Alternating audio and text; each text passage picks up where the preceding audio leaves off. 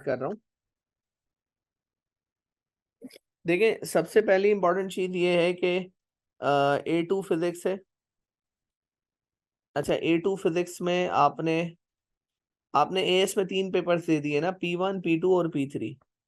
अब आप P4 देंगे एक तो पेपर। अच्छा, P4 जो है वो 100 मार्क्स का होता है भाई।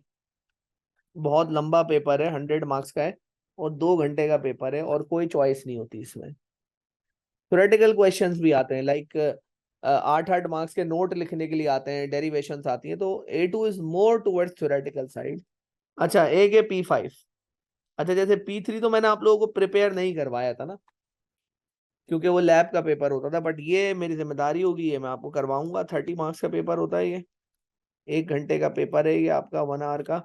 और ये डिजाइनिंग एंड प्लानिंग है, ये थ्योरी पेपर है। और जो पेपर 5 है वो एटीपी से लोग इसको रिलेट करते हैं, मगर एटीपी से इसको रिलेट करना इसकी डिफिकल्टी लेवल की तौहीन है। ये एक मुश्किल पेपर है और काफी डिफरेंट पेपर है ये, so it's not that easy. तो ये आपका डिजाइनिंग एंड प्लानिंग का पेपर है, लाइक एन एटीपी कह सकते हैं इसको, बट इसका डिफिकल्टी लेवल बहुत अलग है। तो डिजाइनिंग एंड प्लानिंग, अच्छा डिजाइनिंग एंड प्लानिंग का जो है ये एक, इसका कोई करिकुलम नहीं है। जैसे आपने एटीपी में भी देखा होगा ना कि कहीं से भी सवाल आता है, इसमें तो इनफैक्ट डायोड का सवाल भी आ जाता है पेपर 5 में। डायोड तो सिलेबस में ही नहीं है हमारे A2 के, बट फिर भी सवाल आते हैं, इलेक्ट्रिसिटी के भी आते हैं, मैकेनिक्स के भी आते हैं, काइनेमेटिक्स के भी आते हैं, सब कुछ आता है इसके अंदर। तो ये एक अलग ही करिकुलम है, अलग ही चीज है, उसको हम फिर देखेंगे। नॉर्मली मेरा ये होता है कि इसके 2 क्वेश्चंस होते हैं, इसमें 2 क्वेश्चंस। तो दिसंबर तक मैं कोशिश करता हूँ कि A2 की वैसे 3 क्लासें होती हैं, अभी फिलहाल 2 होंगी, 1-2 वीक 4 वीक में, 1 महीने बाद आपकी 3 क्लासें हो जाएंगी। तो उसमें जो तीसरी क्लास होती है वो होगी पेपर 5 की, यानी उसका एक अलग ही तरीका चलेगा हमारा। तो उसमें 2 क्वेश्चन होते हैं, 15-15 मार्क्स के 2 क्वेश्चन होते हैं। तो एक क्वेश्चन हम दिसंबर तक कंप्लीट कर लेंगे अपना, और फिर दूसरे क्वेश्चन पे हम जनवरी से आ जाएंगे, ठीक है।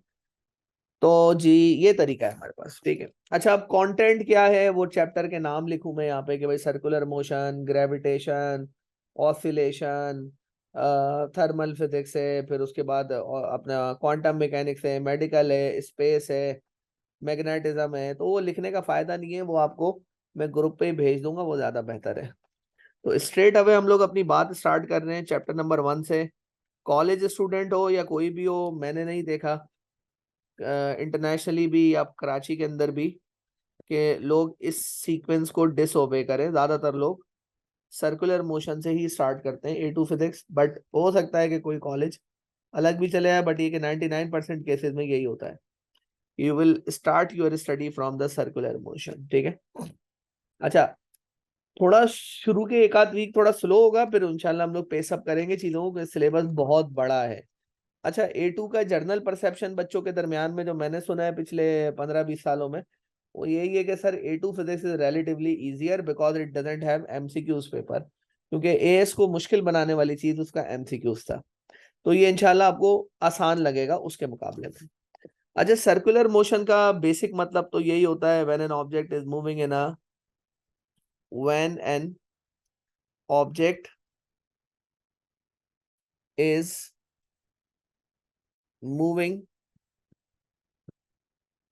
अ circle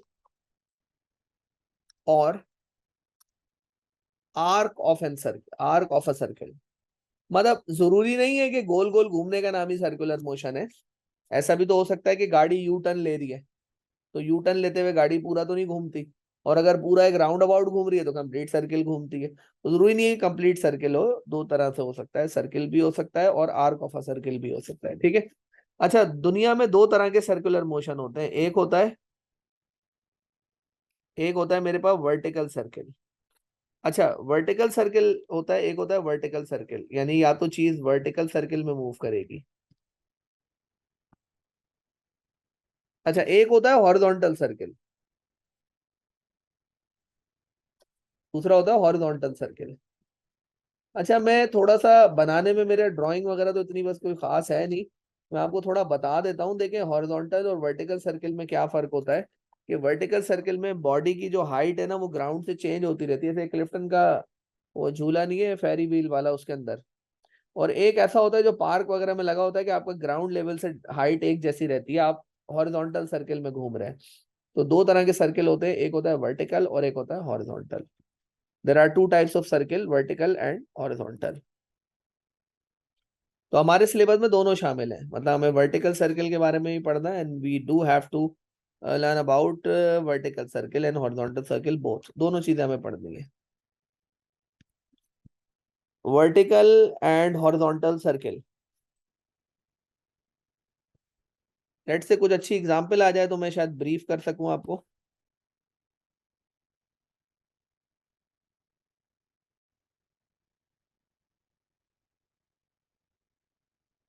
vertical circle, horizontal circle, there are two types of circle, there are two types of circle. अब जैसे यहाँ पे इन्होंने शो किया हुआ है, ये देखें साफ नजर आ रहा है कि ये हॉरिजॉन्टल सर्किल है, ठीक है, इस तरीके का है हॉरिजॉन्टल सर्किल। और वर्टिकल सर्किल आपके कुछ इस टाइप के होते हैं, ये वर्टिकल सर्किल है। ठीक है जी, मैं अपनी बात में क्लियर हूँ फिर थोड़ा सा। तो वर्टिकल और हॉरिजॉन्टल हमें दोनों पढ़ना है, टेक्निकली हमें दोनों पढ़ना है, ठीक है। अच्छा अब दुनिया का कोई सा भी सर्किल हो, वर्टिकल सर्किल हो या हॉरिजॉन्टल सर्किल हो, कुछ कॉमन टर्म्स हैं, मतलब वर्टिकल सर्किल हो या हॉरिजॉन्टल सर्किल हो, उन पे कुछ कॉमन बातें अप्लाई होती हैं, कॉमन टर्म्स अप्लाई होती हैं, उन कॉमन टर्म्स को हम लोग डिस्कस कर लेते हैं। अच्छा जी, मैं सर्किल को, सर्कुलर मोशन की बेसिक टर्म्स पे आपसे बात कर रहा हूँ। तो मैं एक सर्किल उठा ही लेता हूँ, ये आ गया सर्किल, ठीक है जी। अच्छा, अब ये कोई सा भी सर्किल हो यार, अब आप हॉरिजॉन्टल और वर्टिकल का कोई वहम लेके नहीं बैठ जाना, बस वर्टिकल हो या हॉरिजॉन्टल, सेंटर तो हर एक में होता है, हर सर्किल में सेंटर होता है, ऐसा तो हो ही नहीं सकता। तो ये हो गया इसका सेंटर, ठीक है। सेंटर को नॉर्मली ओ से मार्क कर देते हैं, ठीक है। अच्छा, यहाँ पे एक ऑब्जेक्ट है जो सर्किल में मूव कर रहा है, ये ऑब्जेक्ट अभी ए पोजीशन पर है। अच्छा, ये ओ से लेके ए तक का जो डिस्टेंस है वो आर है। तो आर आपको पता चल गया क्या है, radius of the circle, radius of circle. अच्छा, मैं थोड़ा सा आपको ऐसा लग रहा होगा बेसिक बेसिक सा भी चल रहा हूँ डेफिनेटली, अभी हमें, आप लोग भी स्टडी ब्रेक पे थे, सारे पढ़ नहीं रहे थे, तो थोड़ा सा हम आसान आसान बातें करते हैं ताकि दिमाग में बैठे। फिर अभी कॉलेज वॉलेज स्टार्ट होंगे, दिमाग खुद ही चलना शुरू होगा, तो फिर हम चीजें उस हिसाब से देख लेंगे। अच्छा, अब अगर आप ए पर हैं और आप घूम के, अब घूम के आने के दो तरीके हो सकते हैं, या तो आप एंटी क्लॉकवाइज घूम के आएंगे या आप क्लॉकवाइज घूम के। अगर आप ए से घूम के ए पे वापस आ गए तो इसको हम कहते हैं वन कंप्लीट रेवोल्यूशन, ठीक है। तो one complete round of the circle, one complete, one complete round of circle is called, is called one revolution, ठीक है। ये एक रेवोल्यूशन कहलाता है अगर आप घूम के वापस उसी जगह पे आ जाते हैं। अच्छा, अब अगर मैं आपसे कहता हूं कि इसने, ऑब्जेक्ट ने रेवोल्यूशंस जो है वो 10 कंप्लीट किए, रेवोल्यूशंस कितनी है, 10 है, और टाइम इसने लिया है इस 10 रेवोल्यूशंस को कंप्लीट करने में 40 सेकंड। तो एक रेवोल्यूशन कितने टाइम में हुई है भाई?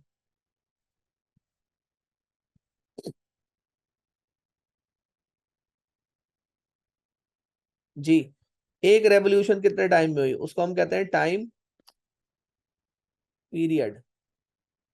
टाइम पीरियड भी कहते हैं या इसको जस्ट पीरियड भी कहते हैं, और ये बराबर होता है total time divided by number of revolutions, ये इसका फॉर्मूला है। तो आपने टोटल टाइम था 40 और टोटल रेवोल्यूशन थी 10, तो आपका जो टाइम पीरियड आ रहा है जनाब वो आ रहा है 4s, यानी कि 4 सेकेंड, 4 सेकेंड आपका टाइम पीरियड आ रहा है, ठीक है।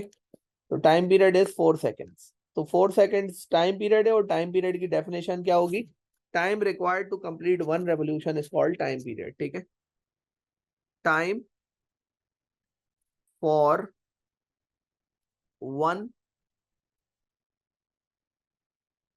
revolution is called time period, or sometimes called just period. खाली पीरियड भी बोलते हैं, चलता है, ठीक है। अच्छा, अब टाइम पीरियड के साथ हमेशा ओ लेवल से एएस से एक टर्म और पढ़ाई जाती है, वो क्या है? वो कौन सी टर्म है जो टाइम पीरियड के साथ हमेशा पढ़ाते हैं हम?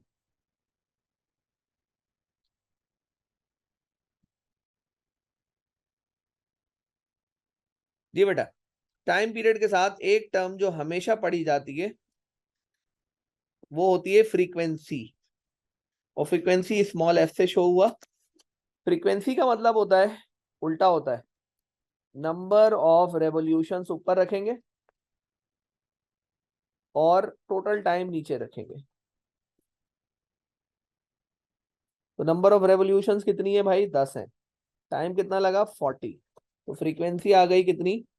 0.25 हर्ट्स या फिर 0.25 S⁻⁻1। तो 0.25 फ्रीक्वेंसी का मतलब ये है, in 1 second, in 1 second 0.25 revolutions are completed.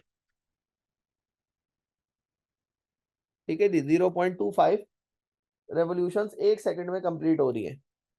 अच्छा, फ्रीक्वेंसी को टाइम पीरियड से मल्टीप्लाई करते हैं हम लोग ना, frequency multiply by time period करते हैं। आप जिंदगी में उठा के देख लें कि टाइम पीरियड आ रहा है 4 और फ्रीक्वेंसी आ रही है 0.25।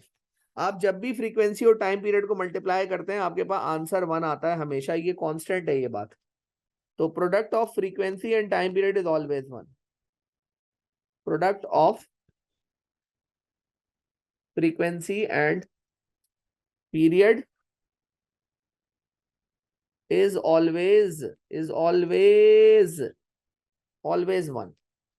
तो यहां से दो फॉर्मूले जन्म ले लेंगे। F is equal to 1/T, old formula है, क्लासिकल है, वेव्स पे भी लगता था, एएस में भी, ओ लेवल में भी, पेंडुलम पे लगता था। और T इजिकल टू 1/F। दोनों फॉर्मूले आइकॉनिक हैं, बहुत ज्यादा लेजेंडरी फॉर्मूले हैं, बहुत टाइम से इस्तेमाल हो रहे हैं।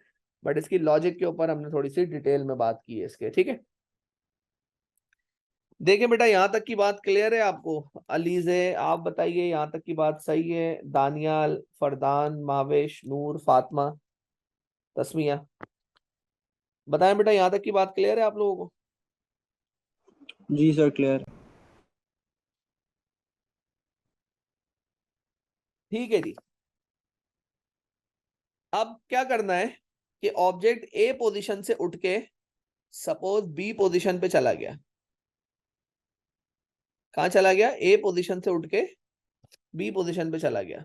तो इसने, आप ये खुद गौर से देखें, मैं यहाँ पे इसको डार्क कर देता हूं, इसने एक सरकमफेरेंस ऑफ द सर्किल के ऊपर एक डिस्टेंस या डिस्प्लेसमेंट कवर किया है। इसको हम बोलते हैं एस। और एस का मतलब होता है लीनियर, एस का मतलब होता है लीनियर डिस्प्लेसमेंट। एस का मतलब होता है लीनियर डिस्प्लेसमेंट, ठीक है। अच्छा, इसने क्या किया? सर्किल के सरकमफेरेंस पे एक, इसका ऐसा यूनिट होगा मीटर, और स्मॉल एम। अच्छा, आप ये बता सकते हैं, कोई मुझे थोड़ा सा सोच के बता सकता है, अगर ऑब्जेक्ट पूरा सर्किल घूम जाए तो उसकी लीनियर डिस्प्लेसमेंट कितनी होगी? प्लीज प्लीज सोचें यार इस पे। आप लोग सारे A2 के स्टूडेंट हैं, थोड़ा सोचें। अगर जीरो। ऑब्जेक्ट पूरा सर्किल घूम जाए तो उसकी लीनियर डिस्प्लेसमेंट कितनी जीरो। होगी?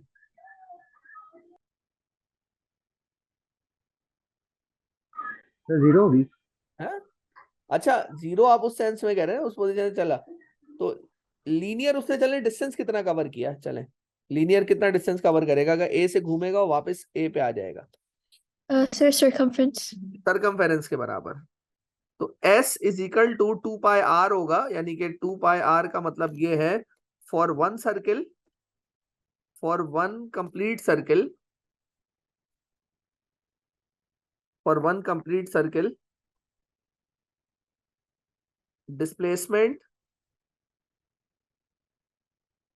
Is equal to circumference।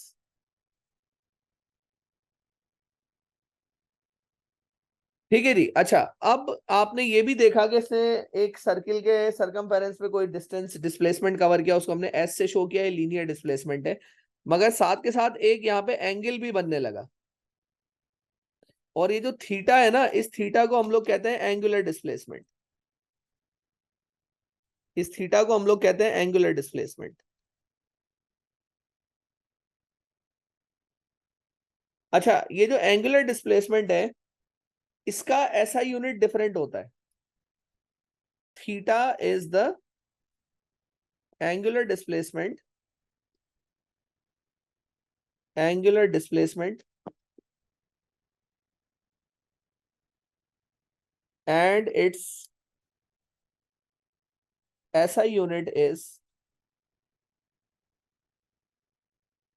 Radian. भाई सुना हुआ होगा रेडियन, सबने मैथ्स पढ़ते हो या ना पढ़ते हो, रेडियन का लफ्ज आपने सुना हुआ होगा। एंगल वैसे डिग्रीज में मेजर होता है, मगर रेडियन इसका ऐसा यूनिट है। और इतनी बात आप लोग जानते होंगे मेरे ख्याल से कि 2 पाई रेडियन बराबर होता है 360 डिग्रीज के, और पाई रेडियन बराबर होता है 180 डिग्रीज के। तो ये बात आपको पता होनी चाहिए इसके अंदर। अच्छा, एक चीज और ध्यान में रखें कि अगर आपका दिल चाह रहा है कि आप डिग्रीज को चेंज कर दें किसमें, रेडियंस में, तो आप मल्टीप्लाई बाय पाई करेंगे और डिवाइड बाय 180 करेंगे। और अगर आपका अपोजिट दिल चाह रहा है या क्वेश्चन की रिक्वायरमेंट है, तो आप मल्टीप्लाई बाय 180 करेंगे और डिवाइड बाय पाई करेंगे।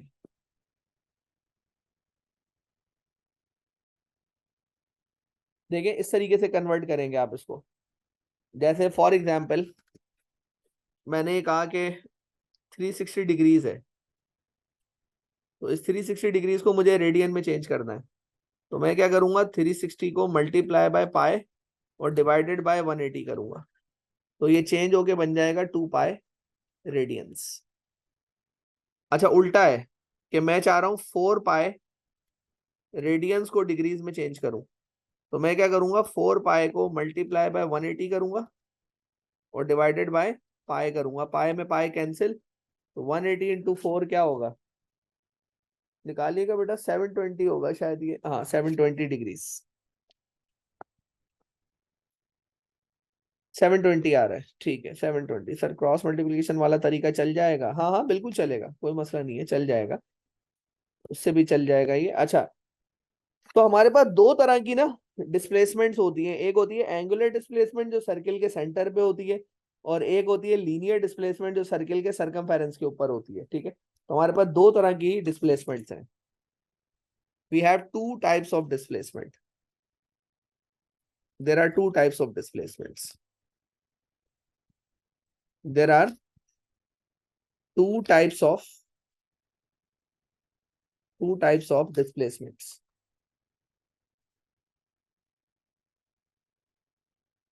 There are two types of displacements on the circumference। एक होती है सरकमफेरेंस के ऊपर, जब भी ऑब्जेक्ट सर्कुलर मोशन करता है तो वो सरकमफेरेंस के ऊपर एक डिस्प्लेसमेंट करता है, उसको हम कहते हैं लीनियर डिस्प्लेसमेंट, या इसको खाली डिस्प्लेसमेंट भी बोला जाता है। लीनियर डिस्प्लेसमेंट भी बोल सकते हैं, और अगर आपका दिल नहीं करता तो आप इसको खाली खाली डिस्प्लेसमेंट भी बोल सकते हैं। ये मर्जी है आपकी, क्या करना चाह रहे हैं आप। ठीक है।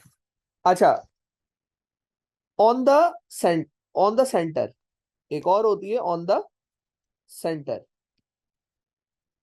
ये कहलाती है एंगुलर डिस्प्लेसमेंट। अच्छा, ये याद रखिएगा, अगर क्वेश्चन कहता है ना फाइंड द डिस्प्लेसमेंट, तो अगर कोई लफ्ज इस्तेमाल नहीं करता तो हमें लीनियर निकालनी है। लीनियर इज ऑब्वियस, और एंगुलर डिस्प्लेसमेंट अलग से एक खुद बोलेगा question, calculate the angular displacement. अच्छा, लीनियर डिस्प्लेसमेंट का सिंबल होता है एस, एंगुलर डिस्प्लेसमेंट का सिंबल होता है थीटा। कोई बताएगा डिस्प्लेसमेंट को टाइम से डिवाइड करें तो क्या आ जाता है?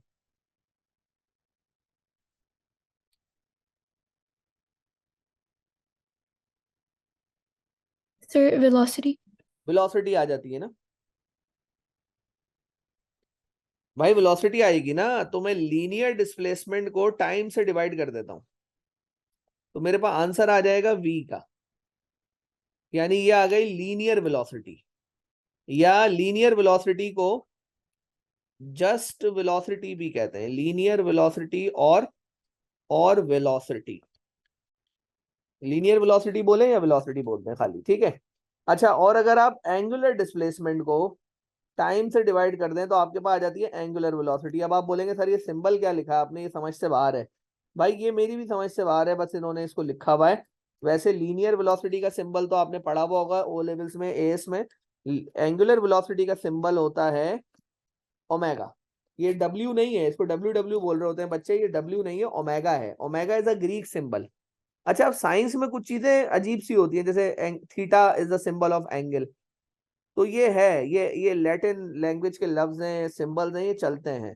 तो ये क्या कहलाएगा, ये कहलाएगा angular angular displacement. Angular displacement कह रहा हूं, एंगुलर वेलोसिटी। और एंगुलर वेलोसिटी को खाली वेलोसिटी बोलना गलत है। अगर क्वेश्चन बोलेगा कैलकुलेट द वेलोसिटी, क्वेश्चन ने क्या बोला है, कैलकुलेट वेलोसिटी, आप निकालेंगे लीनियर, क्योंकि लीनियर ऑब्वियस है। अगर एंगुलर निकलवानी होगी ना एग्जामिनर को, तो बोलेगा, साफ साफ बोलेगा भाई कैलकुलेट एंगुलर वेलोसिटी।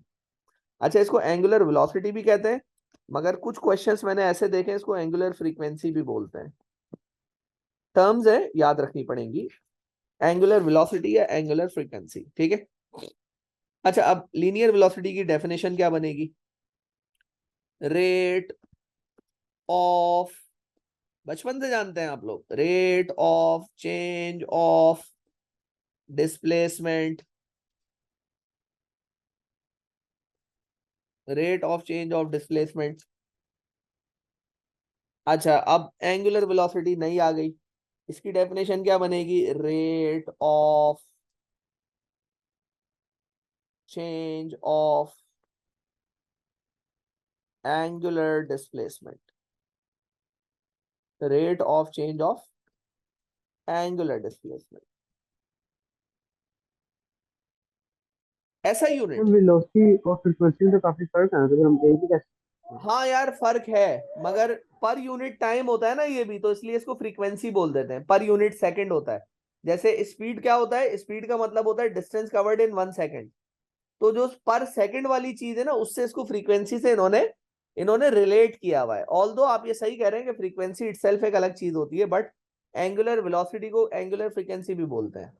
ये ये टर्म है, यूज होती है। अच्छा, इसका ऐसा यूनिट क्या बनेगा, बचपन से जानते हैं आप, लीनियर वेलोसिटी का या वेलोसिटी का ऐसा यूनिट इज मीटर पर सेकंड, आप लोग सब जानते हैं। कोई बताएगा एंगुलर वेलोसिटी का ऐसा यूनिट क्या बनना चाहिए, जबकि हमें पता है कि ये रेडियन होता है इसका ऐसा यूनिट एंगुलर डिस्प्लेसमेंट का, और इसका सेकंड होता है।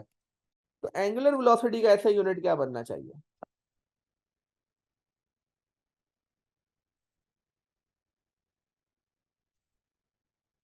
Radians per second. Radians per second is the SI unit of angular velocity. Radian per second is the SI unit of angular velocity.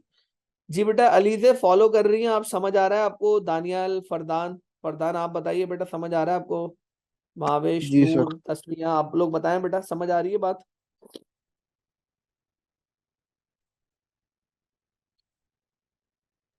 Ji sir. Yes sir. चलें जी, ठीक है। अच्छा, अब ये मसला चल ही गया है तो भाई इसको चलाते रहते हैं। लीनियर वेलोसिटी का फॉर्मूला होता है v is equals to s upon t, और एंगुलर वेलोसिटी का फॉर्मूला होता है एंगुलर डिस्प्लेसमेंट अपॉन टाइम। पूरे सर्किल के लिए s कितना होता है, पूरे सर्किल के लिए s कितना होता है, आप लोगों से सवाल है मेरा, अभी बता के आया हूं ऊपर। For pi full r. Circle 2 pi r, 2 pi r। और पूरे सर्किल के लिए टाइम कितना होता है, एक सर्किल घूमने में जो टाइम लगता है उसको क्या बोलते हैं, क्या बोलते हैं, क्या बोलते हैं, पूरा सर्किल घूमने में जो वक्त लगता है उसको क्या बोलते हैं, कैपिटल टी बोलेंगे ना, टाइम पीरियड। तो ये क्या है, for full circle. For full circle. एक मुकम्मल सर्किल के लिए लीनियर डिस्प्लेसमेंट होती है 2πr और टाइम होता है टाइम पीरियड। एक मुकम्मल सर्किल के लिए थीटा कितना होगा please, anyone please, angular displacement कितनी होगी?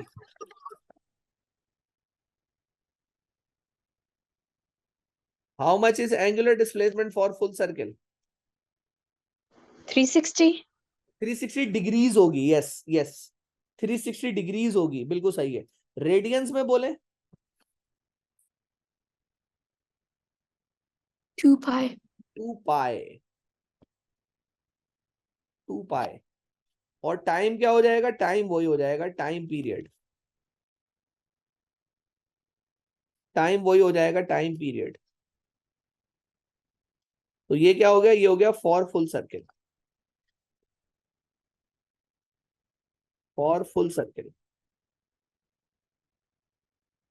अच्छा जी, अब इंतजार किस चीज का है भाई? रखें आप v is equal to s upon t में रखें 2πr, और फिर टाइम को रख दें कैपिटल टी। तो ये एक नया फॉर्मूला जन्म ले लेता है यहां से। ये है लीनियर वेलोसिटी का formula, v is equal to 2πr upon capital T.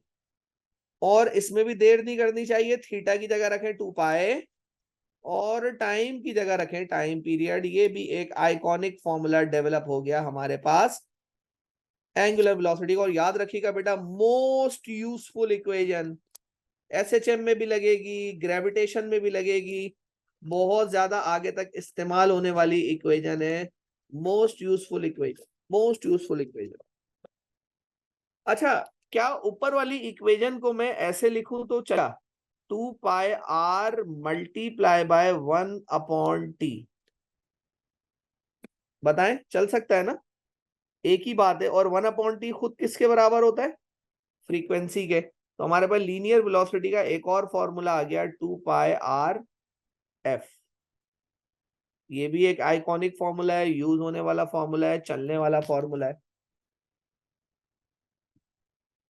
अच्छा, ओमेगा में ऐसे लिख लूं तो इसमें कोई मसला तो नहीं हो गया ना भाई? 2π इंटू 1/t ऐसे लिख लेता हूं तो एक और नया फॉर्मूला आ जाएगा, v is equal to 2πf। Sir ये बेटा दानियल, थीटा 2 पाई कैसे था? सर थीटा 2 पाई कैसे अपने गया था? थीटा 2π कैसे हुआ? चलें, अच्छी बात है कि भाई आपने पूछ लिया, क्योंकि पूछने से ही बंदा सीखता है। मैं अभी आपको बताता हूँ, देखें भाई, ये मैंने सर्किल बनाया दानियल, इधर देखना, गौर से सुनिएगा। अब ये यहाँ पे एक ऑब्जेक्ट है, अगर ये यहाँ पे चला जाएगा तो ये 90 डिग्रीज कवर कर लेगा, और जब ये ऑब्जेक्ट यहाँ पे आएगा तो 180 डिग्रीज कवर कर लेगा। जब ये ऑब्जेक्ट इधर आएगा तो 270 डिग्रीज कवर कर लेगा, और जब ये वापस ए पे आएगा तो 360 डिग्रीज कवर कर लेगा। तो एक पूरे सर्किल में जब ऑब्जेक्ट घूमता है तो आप ये कह सकते हैं वन रेवोल्यूशन, आप ये कह सकते हैं one revolution is equal to 360 degrees और 2π रेडियंस। डिग्रीज में बोले तो 360 डिग्रीज, रेडियंस में बोले तो 2π रेडियंस। तो मैंने क्या किया, मैंने पूरे सर्किल के लिए थीटा की जगह 2π रख दिया। समझ आया दानियल? जी सर। ठीक है। अच्छा, अब एक चीज और करते हैं यार, खेलने का दिल कर रहा है अगर फॉर्मूले से, तो और खेलें आप इसमें। v is equal to 2π r upon capital T, ये अभी अभी बना के आया ना ये फॉर्मूला। अगर मैं इसको ऐसे लिख लूं, v is equal to 2π upon capital T into R, तो ये गलत तो नहीं है? ये खुद किसके बराबर है? प्लीज आइडेंटिफाई करें आप लोग, ये खुद किसके बराबर है? 2π upon capital T.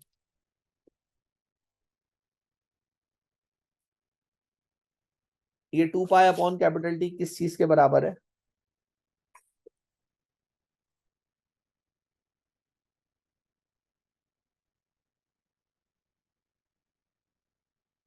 Sir, angular velocity.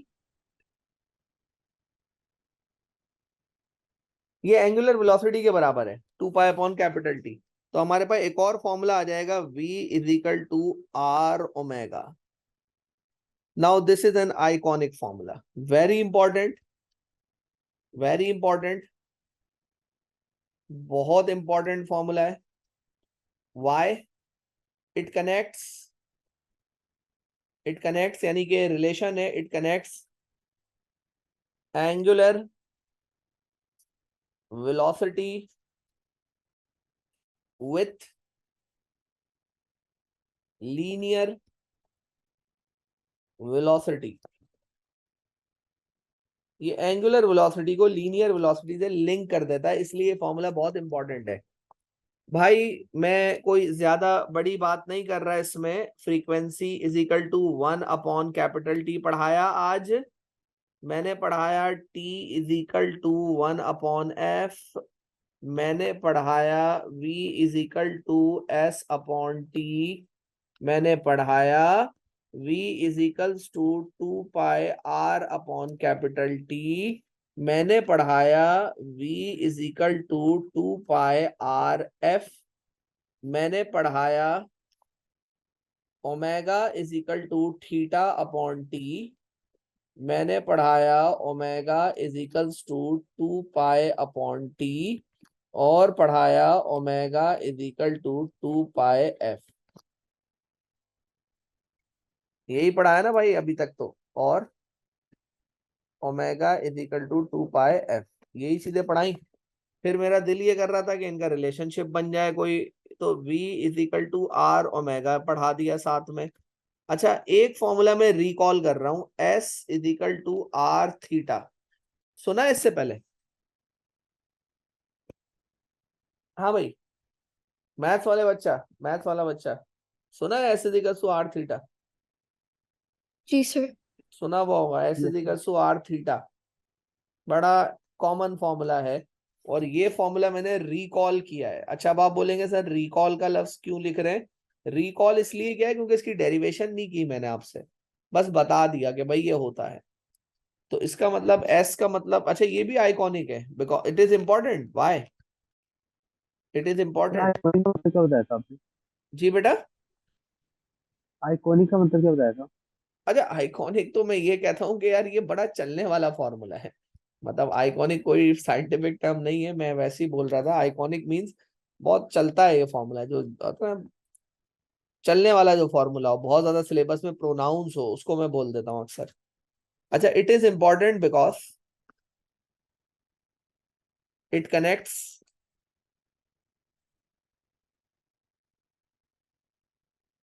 Angular displacement with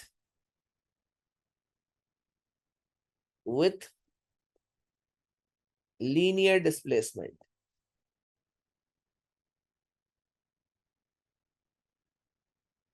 अच्छा, लेट मी समराइज, बस मैं आज इतनी बात रखूंगा तो क्या जरा पहली क्लास है तो पहली दूसरी तीसरी जरा हल्का हल्का रखते हैं, फिर अब ये ग्रुप बनेगा, कुछ बच्चे और भी आएंगे, तो फिर हम लोग पेसअप करेंगे और 3 क्लासें कर देंगे अपनी, एक P5 की और 2 P4 की, ठीक है।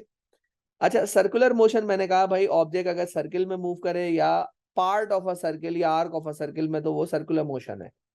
जैसे कि वर्टिकल सर्किल भी हो सकता हो, हॉरिजॉन्टल भी, मगर कोई सा भी दुनिया का सर्किल हो उसमें कुछ कॉमन बातें हैं, टाइम पीरियड होगा, रेवोल्यूशन होगा, फ्रीक्वेंसी होगा, omega, linear velocity, angular velocity, और ये सारी बातें कॉमन है। जितनी बातें मैं अभी पढ़ा रहा हूं ना, they are not specific to vertical circle, they are not specific to horizontal circle, but they are generic terms. ये सारे फॉर्मूले हर सर्किल पे लगेंगे, जितने फॉर्मूले हमने पढ़े, applicable for both circles, like vertical हो या हॉरिजॉन्टल हो।